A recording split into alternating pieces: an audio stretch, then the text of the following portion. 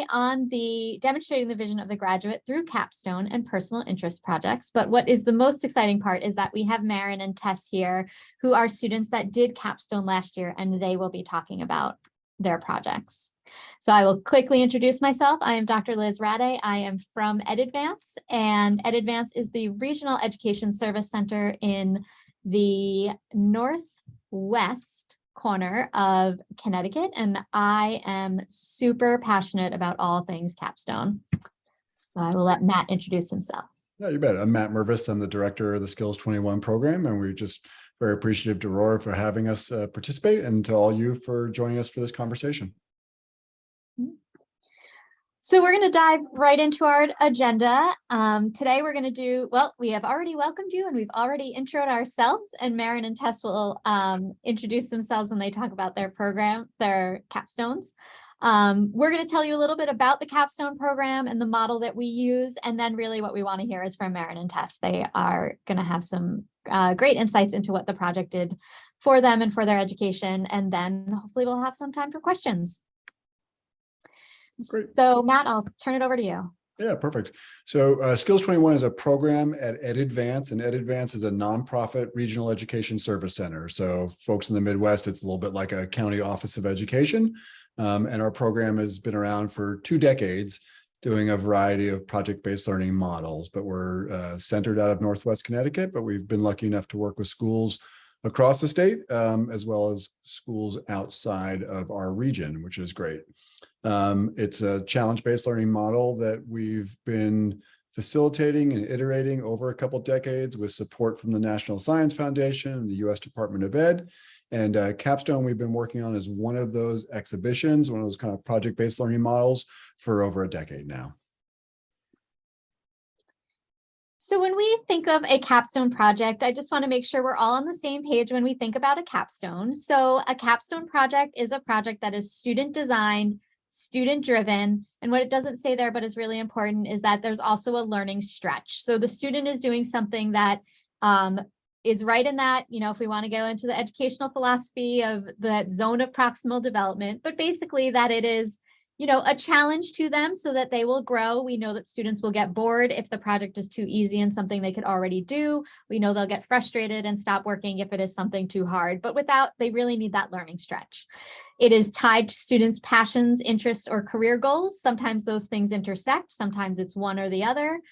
At the end, we really encourage some sort of exhibition with an authentic audience, and you'll hear a little bit about how Waterford did that. It closely ties to the vision of the graduate skills that schools have laid out. Some call it the vision of a graduate, portrait of a graduate, high leverage skills, but those are all intertwined throughout the project. It's often the first project students do that goes for an extended period of time. It's not a 1-week thing. It's something that they do over the course of several months. Self-reflection is really important throughout the process, and it's usually something that takes place during the junior or senior year of high school. Hence, it's a cap. It's their capstone. We also talk about personal interest projects throughout this presentation. They are very similar. A personal interest project is really, sometimes we call it a capstone light. A capstone project has a little bit more research. Personal interest project can be done in a shorter time frame, maybe 6 to 8 weeks. We've seen a PIP, we call it a PIP, done in summer school. We've seen it done in a quarter as opposed to a full semester. So there are fewer activities that scaffold the students through, and we have done personal interest projects with students as young as 5th grade all the way through 12th grade. But both have similar learning stretch, tied to personal interests, self-driven, and something authentic at the end. So when we're talking about a portrait of a graduate, we're talking about those real world skills that kids are going to need beyond high school. They are unrelated to or are a little bit different than content acquisition. So when we talk about portrait of a graduate skills, we have things like communication, collaboration, problem solving, critical and creative thinking, research, and then many schools have some sort of community, environmental, or civic engagement. So to measure the portrait of a graduate, we need authentic assessments, a math test or a multiple choice test, or even, one essay on a book that you have just read for your English class doesn't really get at all of those skills, those problem solving and creativity and creative thinking and, collaborating and communicating. So the Capstone project gives those opportunities. And we know that these are not skills that you can just test for once and say, okay, they've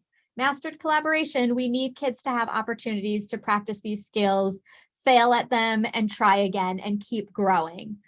And so Capstone fits really well with this because Capstone and PIP are both about the process over the product, and they require all of these skills to get to a really great end product. So I'm going to show you a brief video. This is about 1.5 minutes. This is from the pre-COVID days when we used to host a 1,500 student exhibition at the end of the year. And students are going to talk about their capstone projects. So this is a few years old, but you'll see exactly what students are talking about when we say these skills that they require and gain. The knowledge and skills that students have to exhibit as they're preparing for a capstone are exactly the skills that are most valued in college, work, and life. His first year in business school at Northeastern, he said it's just like Capstone, Mom. I got a lot of good skills from Capstone. I learned how to present better and talk to people, make a lot of connections with people. I challenged myself. I've never done something this big. I've never worked with a canvas this big, and to even tackle 3, let alone, was like really big for me. So Capstone allowed me to, be comfortable, but also push my limits as well. It's really allowed me to not only like improve my communication and collaboration skills and work with other students, but it's allowed me to personally push myself. I've learned a vast amount of skills, too many to count, from being at Expo Fest and Capstone and working on this project. And those are going to be vital for my future. But communication, speaking in public, which was my biggest fear before. These are all things I'm excited to teach to other people. Being in a program where you can take your passions and take whatever you truly want to do and create something from it.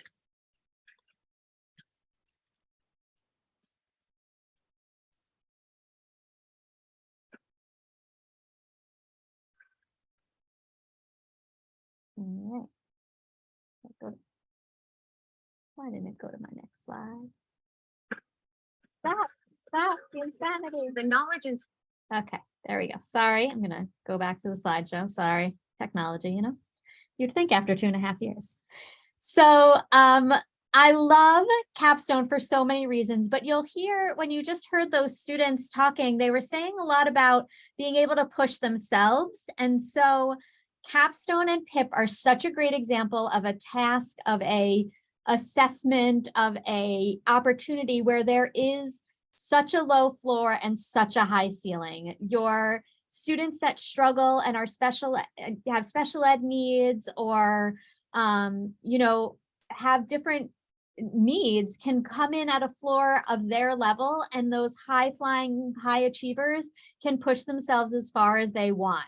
So with that kind of range, we often get a lot of questions about how do students with special ed needs do, or kids that struggle in school. And again, we remind people that because it's tied to kids' passions and talents and interests, they're not a student who struggles to read or write is not going to pick a project that requires a lot of reading or writing. They're not going to decide to do the poetry anthology. The kid who really struggles with math is probably not going to do the project on understanding the stock market. So these are opportunities for kids to really take what they're good at and really show it. When we talk about Capstone and PIP, we have seen it in such a wide range of settings. Every school does it a little bit differently across Connecticut, but we see it for a semester-long course, a trimester course, a full year course, 2 semesters that span the spring of junior year and the fall of senior year. Some students do it independently outside of class time. It can be part of advisory. It can be part of an academic course. Sometimes for PIPs, we see it in middle school gifted and talented programs. We have schools where every student participates. There are private schools where some students apply and opt in. We have schools that use Capstone to determine, honors or a distinction. We really encourage it to be pass-fail so that it's not about the grade, it's about the process, but we see it in so many different settings. And Capstone has become something that for colleges is a differentiator. We know that your high-flying students take several AP classes, they study really hard, they get 5s on all of them, or they're in an IB program and they take a lot of honors classes. And those things aren't distinguishing students anymore because so many students take them. A capstone project can distinguish a student because they set the ceiling for that. They will push themselves as far as they can go. And that is something they can talk about in college applications.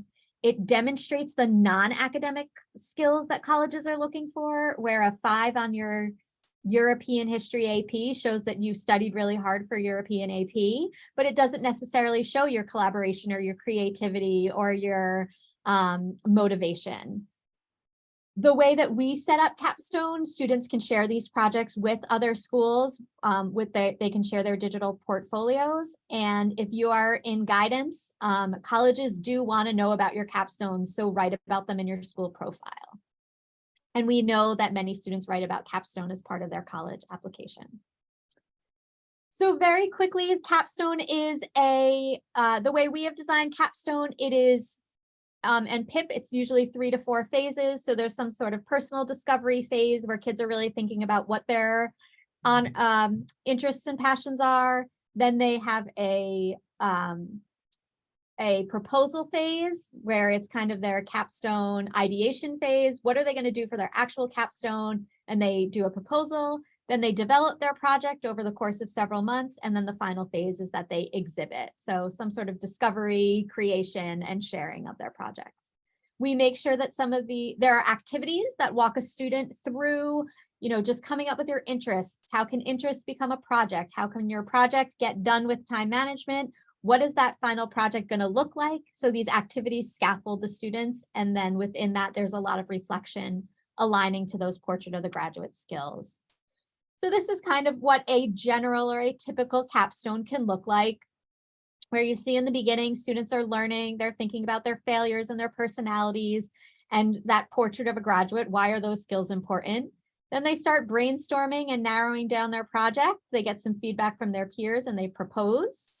They develop their project. That's where the research takes place, the time management. If they're going to use a mentor, that's when they find it. And then they post to a blog to kind of document. And then at the end, they're just getting ready to exhibit what they're going to do. So we're going to turn over and we're going to talk to Waterford students for a few minutes about what they do. So Waterford, just to give you some kind of overview, Waterford is a school in the exact opposite corner from where we are. So we're in the northwest corner. Waterford is down by the water on the southeastern coast. Do my geography. They're pretty close to Rhode Island, so like go that way and they're near the water.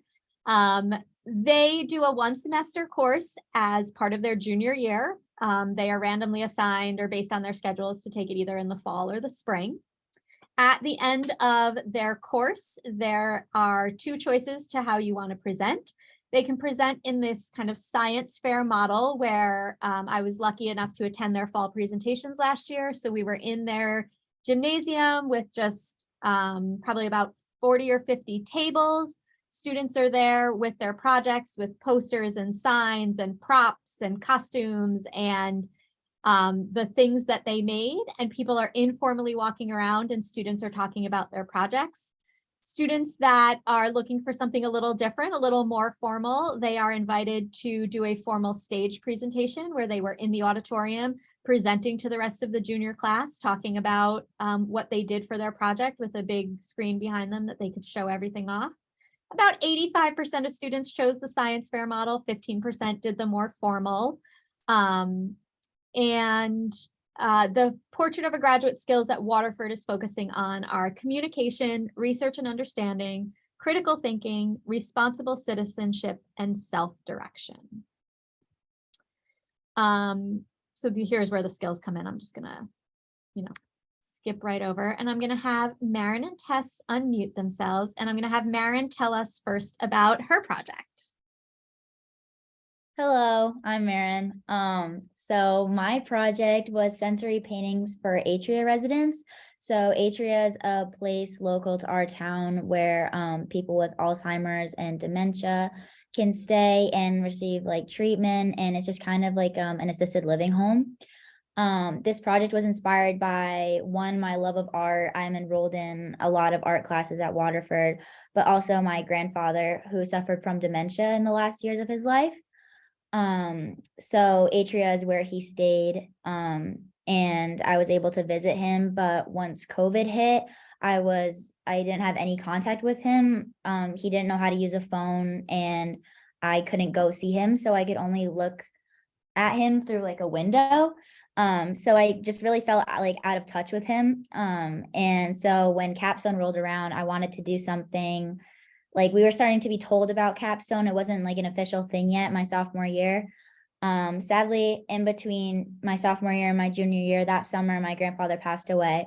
So when junior year rolled around, I really decided that I wanted to do something that had to do with him. So through the like self-discovery process, I was able to narrow it down to two things that I really loved or was passionate about in my life. So that was my artwork and then my grandfather. So I was stuck for a long time trying to figure out how to combine those two things, but eventually I came down to studying Alzheimer's and dementia, and then creating artwork that can help soothe or increase brain waves or just kind of stimulate Alzheimer's brains different than like people like my brain without any diseases or anything like that. So I went through, I had a lot of research questions, like what color should I use, what shapes, everything like that. I started studying that with my research questions that I formulated. And eventually I came down to the consensus that there were 3 colors I should use: red, green, and blue. And I found like what shapes would help for people with Alzheimer's. And I was able to curate 12 different paintings about like this big, and I brought them to Atria, where my grandfather used to live, and I dropped them off there. It was still kind of COVID time, so I wasn't really able to see where they were hung up, but I did receive emails, and I have stayed in contact with the people of Atria, and they've told me they have them all hung up everywhere and people really like them. So I mean, yeah, that was I definitely really like Capstone because I was able to be in touch with 2 different parts of my life, and I was able to kind of combine them together. But I was also able to honor my grandpa because my artwork was something that he loved to experience. Whenever I did something in art class, I would show him, or I would send him a little picture to my grandma. So yeah, I really was able to combine 2 things that I loved. Oh, Marin, your story makes me want to cry every time I get all choked up. And I'm going to move over to Tess's profile. So Tess, can you tell us a little bit about your project? Yeah, hi, I'm Tess. I'm a senior at Waterford High School. My project was about upcycling old clothing that I either had or like friends had, or some of them I got from thrift stores. So when I was thinking of an idea on what to do, I knew I wanted it to be something with fashion and fashion design because that's what I want to go to school for next year. And I was between a few ideas, and I just thought that this one would kind of be more beneficial to not just me, but like help the environment and everything. So I worked with my capstone teacher, and my sister helped me a lot because she is a little more creative than I am. And we kind of just worked through ideas on how to use old clothing and that limited amount of material and make something that's more wearable and like just cuter than something that you just have laying around that you don't wear as much. It was a little challenging because you have that limited material to make something that you would wear. But I think part of like that learning stretch of just trying to be creative and figure out how to work around those things, it was like really helpful in the long run. Yeah, that's pretty much it. Great. Let me just check the chat if there's anything. in there. A couple messages. Yeah. People just praising your work and your projects. So again, these are just two of the amazing projects we saw at Waterford High School, and I can talk a little bit more about some projects. But I had a few questions I wanted to ask the students that I think are probably bouncing around your minds as well. So the first one is, what skills did you learn or practice that you didn't learn or use in your more traditional courses? So in Capstone, I definitely learned how to like build something from the ground up, I'd say, because in other classes I'm given guidelines or kind of like a starting idea or just kind of like a foundation. But in Capstone, we were kind of given free will to everything, like do what you want to do what you're passionate about. And I think that like building something from scratch was a skill that I definitely like am glad that I was able to practice or learn how to do. Yeah, I think creativity was like really important. It's not something you get to do in a lot of classes, and just having like free reign of whatever you're doing was really like fun, I think. Great. And that kind of ties into the second question. Or were there other things that were different about Capstone compared to your other courses? I think like the class setting itself was really different because our teachers kind of they kind of, once again, they gave us free reign, but there wasn't really like it wasn't really a class setting. It was kind of everybody's working at their own pace, doing their own thing, and the teachers were kind of just there to help if you needed anything, which I thought was really nice, how I wasn't rushed to get this part in or how I was behind on this. Like it was all like my own timeline, my own time management. Yeah, I would agree with that too. Like deadlines weren't set really besides like that final project. So it was kind of nice to just be able to just like kind of make the course yourself almost. Yeah. One of the things, I'm going to go off script here for a second. One of the things we hear from students often is that the time management was both the most challenging part, but something that they really benefited from having to go through. So could you talk a little bit about, I mean, it's a big project. How do you learn to manage your time for something like that? It was difficult because since there was like no set deadline, it's easy to prioritize other classes over Capstone. But I think just like when you get to like that month before and you're like, oh, like let me look at my time management plan, and you're maybe a few steps behind, it does kind of teach you like through mistakes and stuff, but also like just like now I feel like I'm for sure better at managing time after doing my Capstone project. Yeah, I'd agree. I'd say that the time management was like you said, the best and the worst thing for me, because I'm not good at managing my own time, like in my personal life. And I knew that that was going to be a struggle. So I figured I'd pay closer attention to it. And by making that time management plan and having like, okay, I want to have 3 paintings done this week, and then this the next week, and just kind of like slowly getting myself through it, through that time management plan, it really helped me not only with my project, but also like outside of school, like figure out how to manage my own time better. Yeah.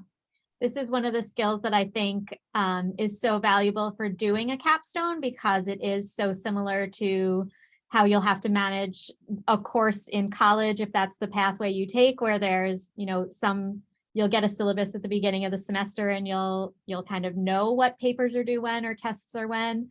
But in careers as well, if, college is not the only pathway, but there are plenty of things that I have to manage, or that we all have to manage, that have nothing to do with, deadlines for work. Or deadlines for schoolwork. It's deadlines for, things in your own life. Are you both talking about or writing about your capstone experience as you're applying to colleges? Are you using it in your essays or things like that? Yeah, I actually wrote my essay about my capstone project. Where it was a big part of my essay. We did kind of the same thing where we brainstormed things we're passionate about or stuff, important things that happened in our lives. And my grandpa was a big part of that. So I started writing about my grandfather, but eventually I kind of morphed it into my capstone project and how I was able to turn my capstone project into, like, I was able to do art, which I'm passionate about. I was able to honor my grandpa. And then I was able to use my project to like see what I wanted for the future. So I actually ended up writing my whole essay about my capstone project. Yeah, I have to use a portfolio to apply to a lot of the schools that I want to attend. So using stuff that I made throughout my project has been like helpful. It felt like I already got a part of that done. And in a lot of like short answer questions that they ask on the applications, it's very helpful to like kind of have experience of actually doing what I want to do, like under my belt. Yeah. And for schools, as they're planning capstone, we often encourage them to allow students to do their capstones during their junior year, because it can be such a great piece for applying to college. And there are so many skills you can gain. So like those time management skills and things like that. So it's great to hear that you are able to use it in your application process.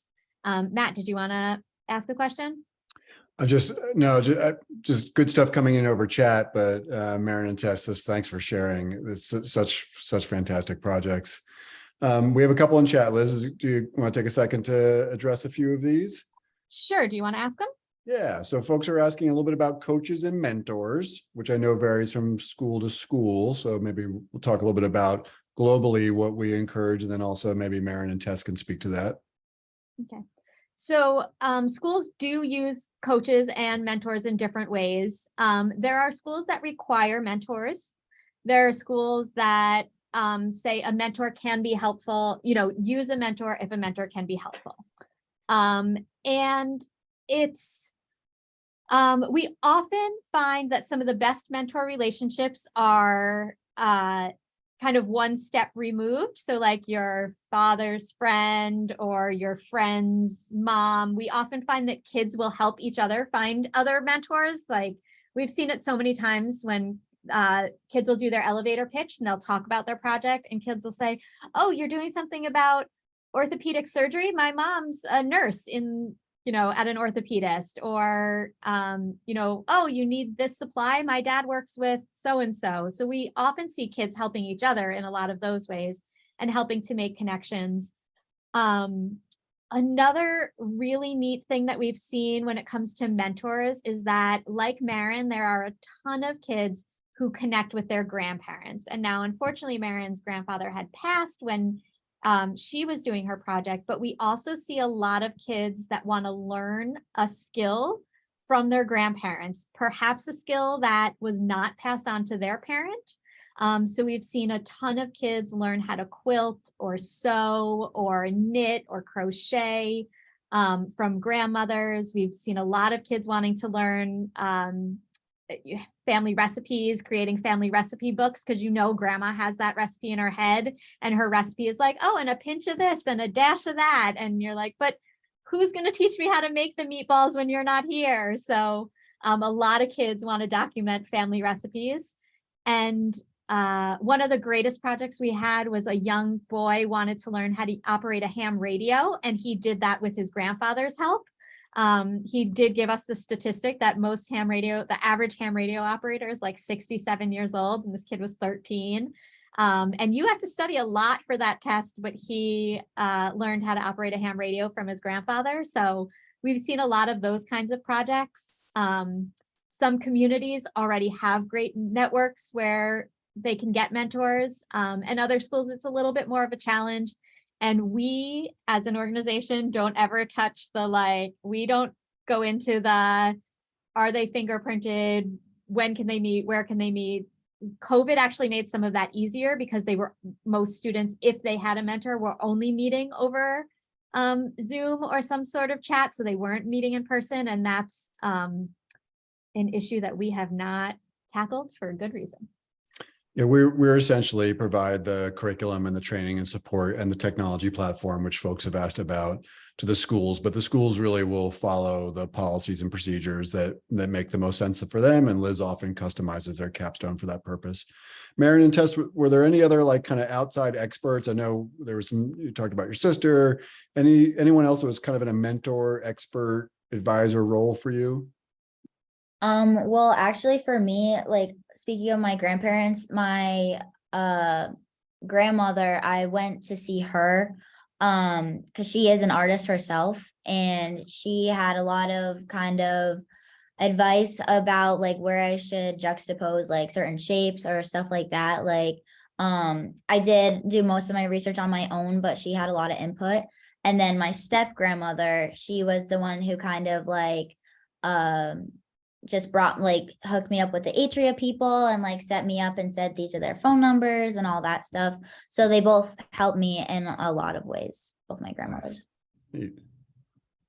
Yeah, my aunt's friend did a lot of like quilting when she was younger, so I figured she would help me figure out how to use like a sewing machine better, or like hand stitching, which is stuff I had to do.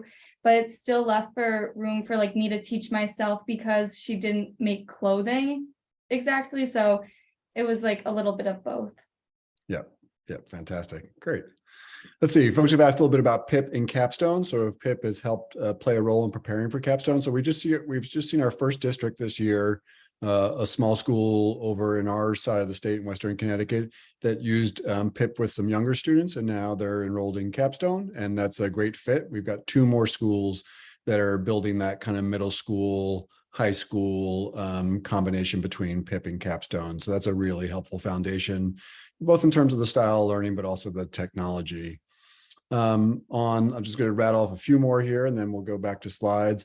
On platform, also a great question. So when I arrived about a decade ago to the Skills 21 program, we were running everything on the Moodle LMS, which is a little bit of a blast from the past for folks. And for the unique style project-based learning that we were doing in our programs, we just needed something that was specifically suited to our needs. So we actually have been building a couple different technology platforms over the last 8 or 9 years. Historically, we've run an academic competition. So we've built a platform to do some of that judging. And then the Capstone projects. And if we have a second of time, we'll see, we can show you guys the platform live. Liz can pull that up and share that. And we're always happy to kind of walk folks through it. But it's a place where students can essentially move through the Capstone activities. There's a video for every activity that they do. And then that automatically rolls up into the project portfolios that you've seen. And then there's a teacher dashboard where teachers and advisors can give some feedback as folks move along. Here's a great one, Liz. How do 800 students present their capstones? So I'll let Liz dive into that, but we should mention that, Waterford is one of about 12 or 13 districts that are doing capstone with us. It's a statewide graduation requirement, but schools do it in lots of different ways. And for us, those are rural, urban, and suburban, and every single project is unique and different in the way they do their exhibition. But Liz, what do you want to add on that? Yeah, so I'm thinking of Fairchild Wheeler, which is a school down in Bridgeport, a much larger. It's 3 magnet schools in one. They have a large senior class, and they do their presentations in a more formal way, where kids are presenting to a panel, and they do it over a few days of presentations. And multiple classrooms are running panels just throughout the day, and kids are getting their like 15-minute slot. So you can fit, I don't know, however many kids through 4 kids an hour times 5 hours, you can get 20 kids in one room. And if there's 10 rooms, you could do 200 kids a day. So over the course of the week, you get all 800 kids done. If 800 kids are doing it, so what I would envision, if you have 800 seniors, they would do it as juniors and do 400 and 400. I think managing all 800 at once would be a challenge. So I would envision doing 400 and 400, and then of those 400 doing 2 days of capstone, kind of in the science fair model, where you have, your field house or your gym set up with just tables and even 2 kids per table, and just people walking around, getting to see the different projects in that kind of setup. Those science, like we always call them like the science fair model, those models do a lot of good things because you can do them during the day or you can do them at night. Some schools opt to do both. Some schools opt to do them, one or the other. but they bring the community in. You can invite your board members, parents can come, community members and people who are mentors can come.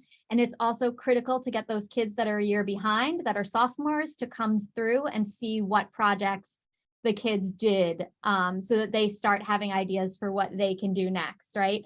And so those kids that, so a student that saw Marin's project last year can't replicate it precisely because Atria does not need 400 paintings. They have Marin's 12, but they may say like, oh, that's a really interesting idea. She connected to her grandfather's nursing home in a way. Well, maybe I'm not a artist, but maybe I'll go play music 5 times throughout the year, and that will be my capstone project. Or they'll see Tess's project on clothing and say like, I don't have the skills to make new clothing out of old clothing, but something about that fashion project is really interesting to me and it helps.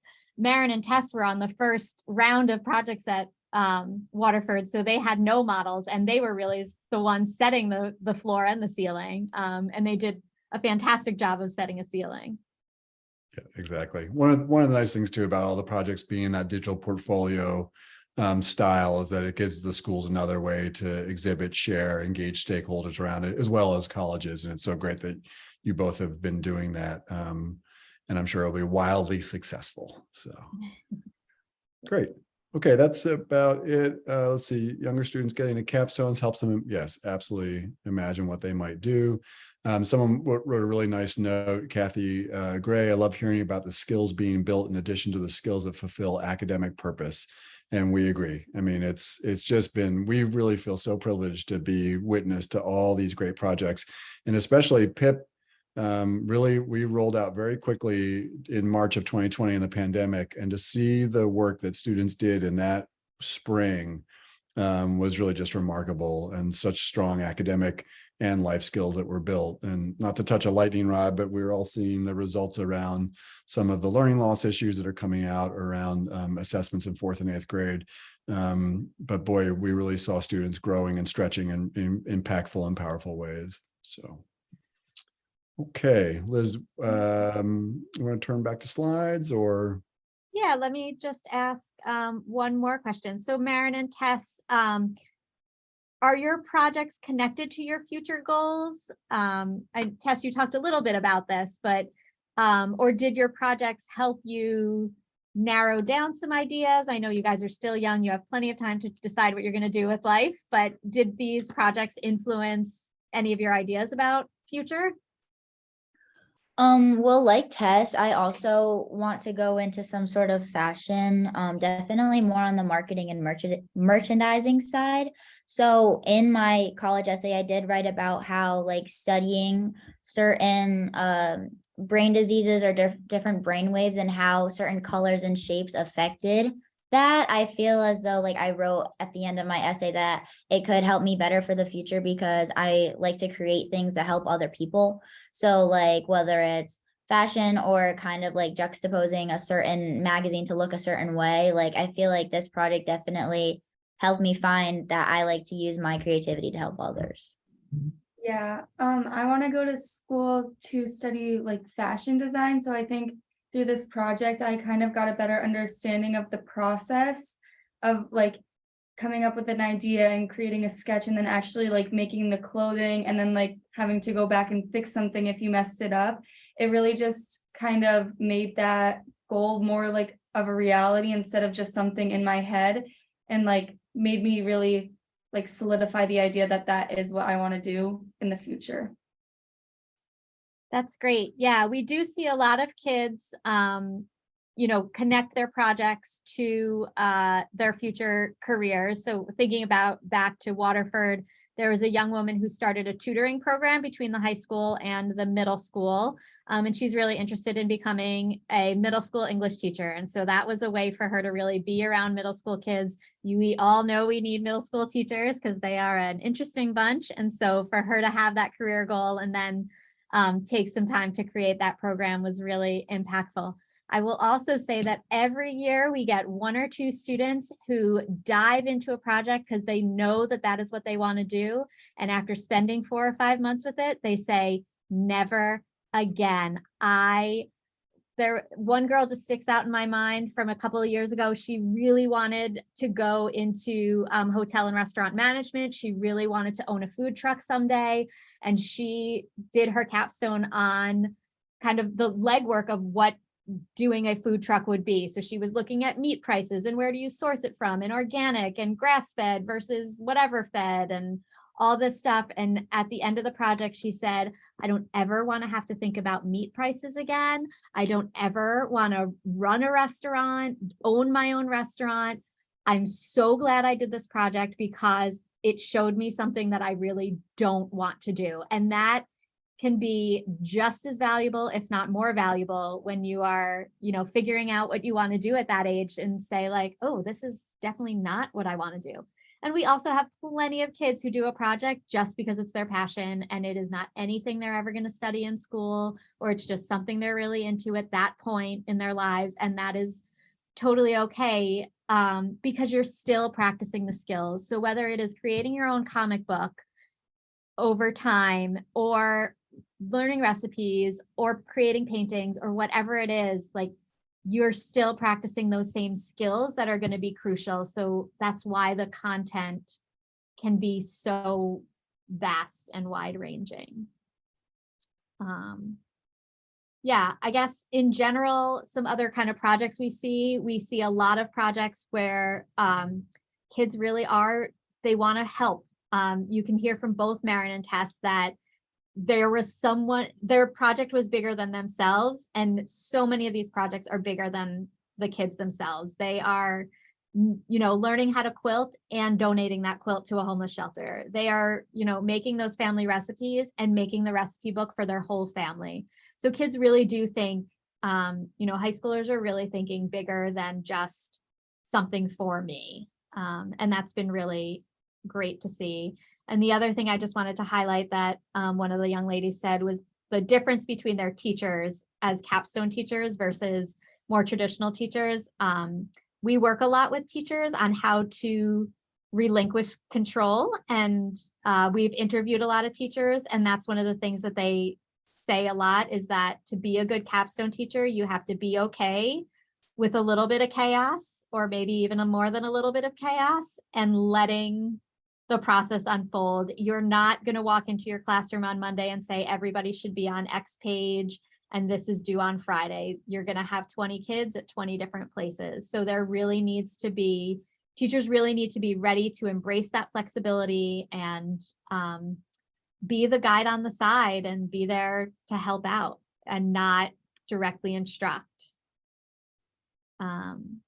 Yeah, so it really is absolutely about the process. I will say we've also had phenomenal capstone end products that weren't a learning stretch for the student or weren't a great, but the process wasn't great. They already could do that thing, right? So if we had a kid who's already made a ton of their own videos and they just made one more video, it could be a beautiful video.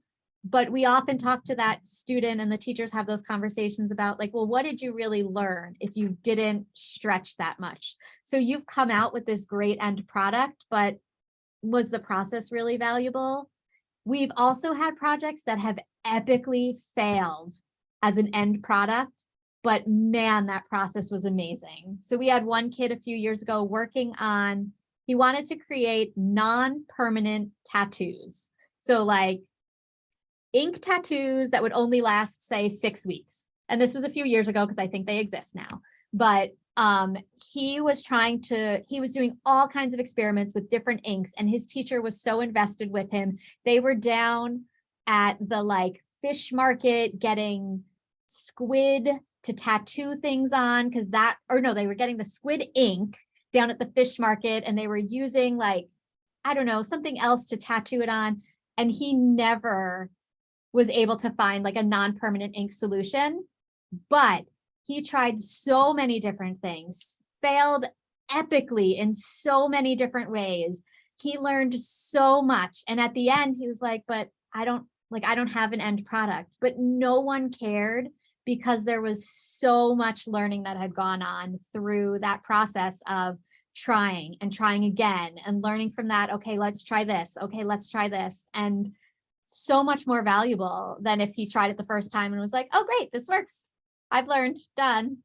So absolutely, that process is so important. We talk a lot about failure when we used to do our big competitions. One of the questions judges would always ask were what didn't go well. So maybe Marin and Tess, you could answer that question. Was there something that didn't go right in your project, that or a roadblock you hit or a pivot you needed to make because things didn't go smoothly? A lot of times I would cut something out wrong or measure something wrong and had a limited amount of fabric and would just have to like start over and come up with a new idea of what to make than like my original plan, which was frustrating a lot. For me, it was more like the planning of my project kind of took a like way longer time than I would have liked. And I kind of met with my art teachers about supplies and all that. And I did have my own art supplies, but there was like a little run-in I had with the canvases I was using. I started painting and then I realized that the canvases I was using was not right for like the kind of like composition that I wanted. So I had to just throw them all away and start with new canvases because it was way better with the ones that I finished with. Yeah. And I'm sure there's a ton of learning that came out of both of those things, right? Like, Yeah. Tess, you might cut, what do they say? Measure twice, cut once, so that you're sure of what you're doing. Knowing now, Marin, when you go to paint something, like I had no idea that there are different kinds of canvases. Like I would have just walked into Michael's and been like, oh, this is the size I want. Like apparently they're different is what you're telling me now. So, so those things are like, oh, next time I go to do that, like I'll remember that lesson. So we hear a ton about student failure and how the roadblocks they encounter and how valuable a roadblock is and how sometimes it's just a matter of like, I have to start again. Sometimes it can be a pivot or a twist. And sometimes the roadblocks are too big to overcome and you really have to go back to the drawing board. The way that we design Capstone when the students are going through their ideation phase, we make them walk down the path of Capstone with two ideas usually for a couple of steps because if that one idea doesn't pan out, there's another idea they've been toying with. And so some kids come into Capstone like, I know what I want to do. I'm ready to go. I'm motivated. But we always say like, but what if? What if there's a global pandemic that shuts everything down? And it's not just theoretical anymore, right? Like we know that there can be these roadblocks that are insurmountable. So, we often ask kids to think about how will they pivot if they need to. We are at about 3:20. Matt, I don't know, do you have sharing privileges? Do you want to show the platform really quickly? Yeah, let me try. If you want to unshare or stop sharing, I'll give it a shot. Yeah, great. You all see my screen? Yeah. Good. Great. So we'll just log in real quickly to the student side of the platform. So I'm at capstone.skills21.org. Typically, this is actually customized at the school level. So Marin and Tess logged on to waterford.skills21.org or Norwalk or Hamden or one of the schools that we're working with. We federate with both Google and Microsoft for single sign-on. And so when a student logs in, they're going to see the different phases of the projects as well as an overview video. A lot of this platform was built in the earliest days of the pandemic, so we were sure to make sure that video was accompanying everything that the students do. So they go through the different phases that Liz showed you in that slide: personal exploration, project ideation, project development, and project exhibition. And then within each of those, there's a series of activities that they'll do.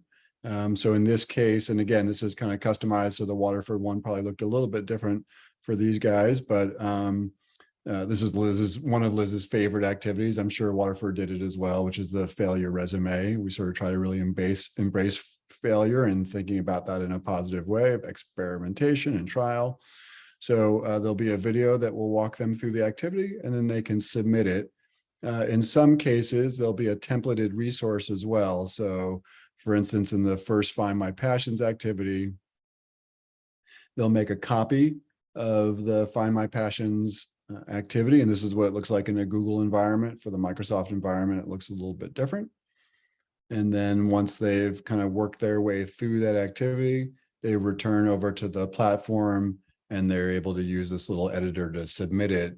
And you'll see some skills here that they can flag. So most of our schools, and I think this is increasingly true around the country, are really careful to connect their capstone to that portrait of the graduate and the skills that students are mastering or practicing and then mastering.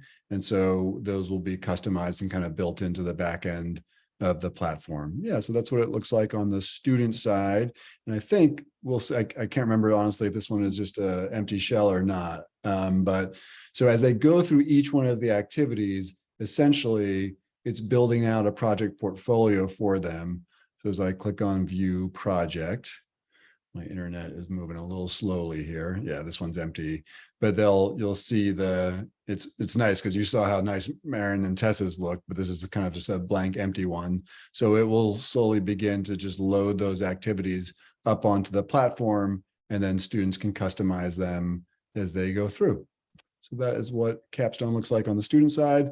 And in the interest of time, I'll just say that on the teacher side, if you're familiar with Google Classroom, there's some similarity there. It's basically a dashboard where teachers can see each of the phases, each of the activities, and then see where students are relative to that, and then provide some feedback or mark an activity as complete.